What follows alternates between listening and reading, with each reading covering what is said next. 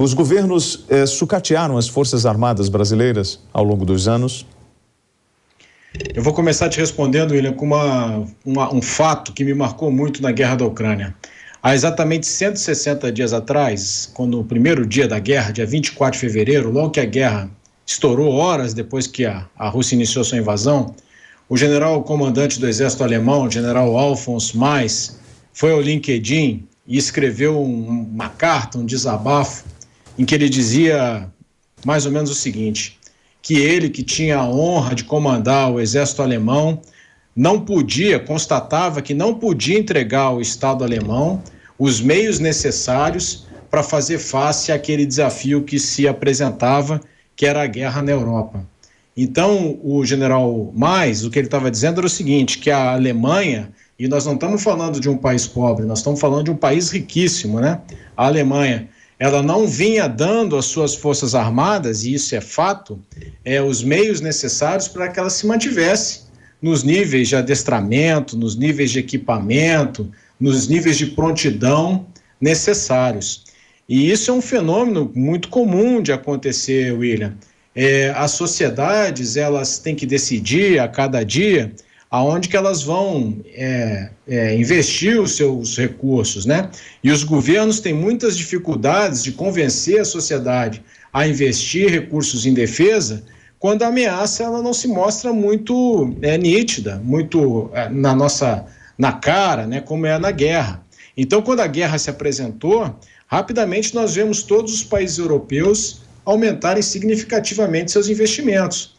E no Brasil não é diferente. Então, é lógico que as Forças Armadas se ressentem de escassez orçamentária, né? Isso é facilmente comprovado com o tempo que nós já estamos aí para desenvolver, por exemplo, o submarino nuclear, em que o orçamento sempre fica aquém das necessidades e aí você não consegue desenvolver os projetos, tanto da Marinha, quanto da Força Aérea, quanto do Exército, na velocidade que você espera. Mas isso é um fato inerente das democracias liberais, né? É muito difícil você convencer num país com tantas deficiências, com tantas carências, a um governo a gastar mais em defesa do que gastar com saúde, gastar com educação, gastar com segurança pública, gastar com infraestrutura. Então, esse convencimento ele tem que se dar nos níveis decisórios do país, da importância, porque defesa não se improvisa, né? Quando você precisa da defesa, ela tem que estar pronta a todos os momentos. Existe uma frase muito conhecida, né, que um exército pode passar 100 anos sem ser empregado, mas não pode passar 1 minuto sem estar preparado. E essa preparação ela está muito longe de se fazer do dia para a noite. Então, o que precisa? Precisa dessa conscientização da sociedade, dos tomadores de decisão, compreenderem a importância do investimento em defesa. Bom, Farinazzo, a gente está percebendo uma certa, eu não sei se a gente pode falar, um certo otimismo, não sei se a palavra é adequada, ou uma estratégia surgindo, né? Isso pelo menos é a narrativa que chega para a gente por parte dos ucranianos, de uma tentativa de uma contraofensiva ou contra-ataque, não sei o que você prefere usar. Inclusive nós temos imagens das .50 que chegaram em território ucraniano, armamento americano, o reforço, né, uma .50, inclusive aumenta o som, a gente tem som desse treinamento, são os ucranianos treinando, né, com esse tipo de armamento, são snipers. Esse armamento é uma .50 com capacidade de perfurar uma blindagem. Então, o senhor acredita nessa contra-ofensiva ou contra-ataque da Ucrânia contra a Rússia? E a Rússia pode aproveitar essa movimentação do exército ucraniano e aí sim fazer um contragolpe e neutralizar as forças ucranianas neste verão? William, eu quero primeiro te dar uns dados, passar uns dados para você e aí a gente vai chegar assim no que dá para ser depreendido com isso, né? Ontem, a Organização de Refugiados da ONU publicou os dados de pessoas que saíram da Ucrânia. Já saíram 10 milhões de pessoas da Ucrânia. o que equivale a mais ou menos 24% da população do país. Lógico, nem todo mundo que saiu ficou fora, né? Cerca de 3 milhões e meio desses 10 milhões já voltaram para a Ucrânia. Mas hoje você tem que 15% da população do país está fora. 6 milhões de pessoas estão fora da Ucrânia. Ou seja, eles têm um problema muito sério de pessoal. Embora o exército ucraniano tenha hoje aí o total de forças armadas chega a cerca de 700 mil militares, há dúvidas sobre algumas dessas capacidades. Por quê? Isso que nós estamos vendo aí no vídeo, o soldado atirando com um fuzil .50 aí, é interessante, né? Você consegue formar um soldado, você forma um cabo, você até forma nível de esquadra de tiro, que são 4 militares.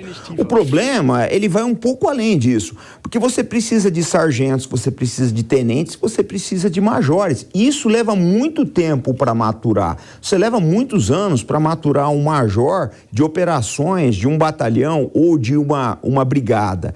Então, a gente tem muita dúvida, né, sobre esse problema de pessoal das Forças Armadas ucranianas. Há uma dúvida muito grande. Eu lembro que o Zelensky colocou, né, uma legislação aí que as baixas ucranianas são segredo de Estado, ou seja, ninguém sabe quantos militares a Ucrânia perdeu até agora. Eu assino a maior parte das revistas de aviação militar que saem, as principais revistas de aviação militar, né, estrangeiras, aí, algumas nacionais, e é interessante o seguinte, a maior parte dessas que são revistas sérias, revistas com 50 anos aí de mercado, nenhuma delas publica as baixas ucranianas, o que deixa, né, os analistas com uma dúvida muito grande. Será que a Ucrânia vai ter, né, o componente humano para fazer aquilo que ela chama de uma ofensiva? Porque muitas vezes aquilo que a imprensa coloca como uma ofensiva ucraniana é um contra-ataque, recupera uma vila, né, uma cidade pequena,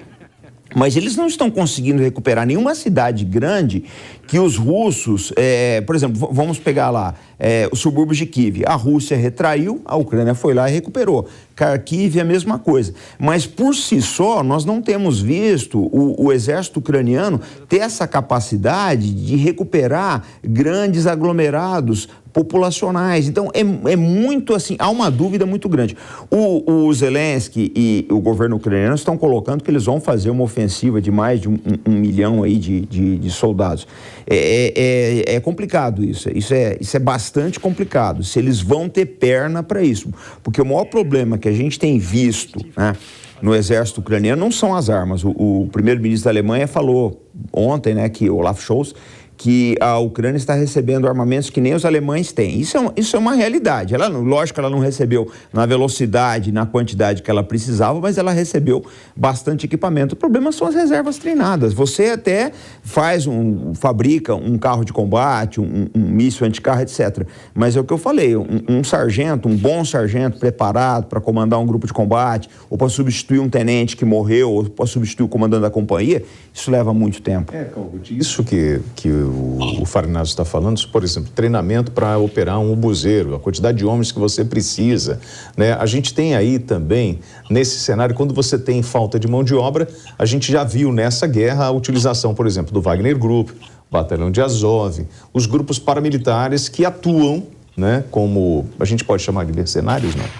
Essa é uma questão teórica e tem muita discussão sobre isso, se é mercenário ou não. Eles tem alguns fatores que determinam se a pessoa é mercenária ou não pelas convenções de Genebra.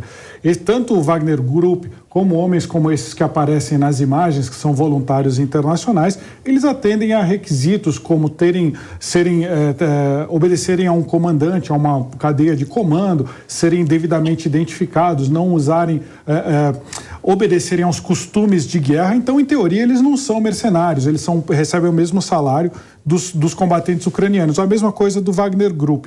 Mas é uma discussão interminável se eles são mercenários ou não, porque eles não são cidadãos ucranianos ou, no caso dos russos, você tem outros, pessoal de fora da Federação Russa também. A gente tem as fotos aí, daquelas fotos que nós tínhamos separados dos dos armamentos já. Inclusive, eu queria até aproveitar, Visacro, sobre esse equipamento russo, né? Por exemplo, os caças russos, o Su-57, é o que faz a diferença. Esse armamento russo é o que está fazendo, por exemplo, o lançamento de mísseis à distância. Isso é o que está desequilibrando, para além da quantidade de homens em território ucraniano? William, eu acho que um dos ensinamentos muito importantes desse conflito é que, quando nós falamos em forças armadas, nós temos que entender as forças militares por suas capacidades sistêmicas.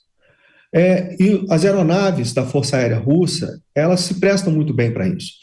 O que eu quero dizer? Não adianta você ter capacidades ou valências muito grandes em determinados sistemas ou em determinadas armas, e, por outro lado, você ter uma deficiência muito grande em outras. Então, por exemplo, a aviação russa. A aviação russa, ela dispõe de caças de elevada performance. Todavia, a munição que essas aeronaves empregam não estão no mesmo nível, não se equiparam tecnologicamente a isso. Isso subtrai muito da capacidade do que aquela aeronave ela pode oferecer. Então, às vezes a aeronave ela tem que se aproximar mais do alvo, fazer um ataque com altura menor, deixando-a vulnerável por exemplo, ao sistema de defesa antiaérea. Não adianta nada você ter um carro de combate de última geração, como o T-14, embora seja um carro que também alguns especialistas questionam o seu mérito, mas não adianta você ter um carro de última geração e você ter uma infantaria que acompanha esse carro medíocre. Então, um grande ensinamento que a gente observa, um dos grandes ensinamentos que a gente pode colher dessa campanha é que a gente tem que entender as Forças Armadas por suas capacidades sistêmicas e não por uma valência isolada. Agora, o conflito chegou num momento que é uma guerra de atrito. São combates de atrito de forças. Isso, invariavelmente, leva para uma estratégia de lassidão ou uma estratégia de usura. Vamos desgastar o inimigo o máximo possível. Quem não suportar mais esse desgaste perde. Então, o conflito já entrou nesse estágio, e mais por estar nesse estágio, ou ter adquirido essas características, talvez fique melhor dizer assim, a gente volta para a questão econômica, para a guerra econômica. Então, muito possivelmente, essa estratégia de atrito, de lassidão, ela vai ter que se prorrogar para que seja definido em função dos efeitos de segunda e terceira ordem da guerra econômica. Então, talvez a decisão do conflito saia do campo econômico, impondo alguma negociação, alguma saída negociada, algum arranjo diplomático. Talvez isso pese mais do que o próprio resultado do atrito das forças no campo de batalha. Senhores, em nome da Jovem Pan News, eu gostaria de agradecer todo o apoio que os senhores deram para a gente nesse período de 160 dias. Luiz Kawaguchi, jornalista convidado, que esteve em território ucraniano. Robson Farinaz, oficial da Reserva da Marinha. Paulo Filho, mestre em Ciências Militares. Alessandro Visacro, analista militar. Foi um grande prazer para a gente, uma grande honra estar ao lado de homens valorosos, com um conhecimento técnico muito amplo e contribuindo para que a gente entendesse um pouco mais do que estava acontecendo na Ucrânia e o que vem acontecendo nesse mapa geopolítico.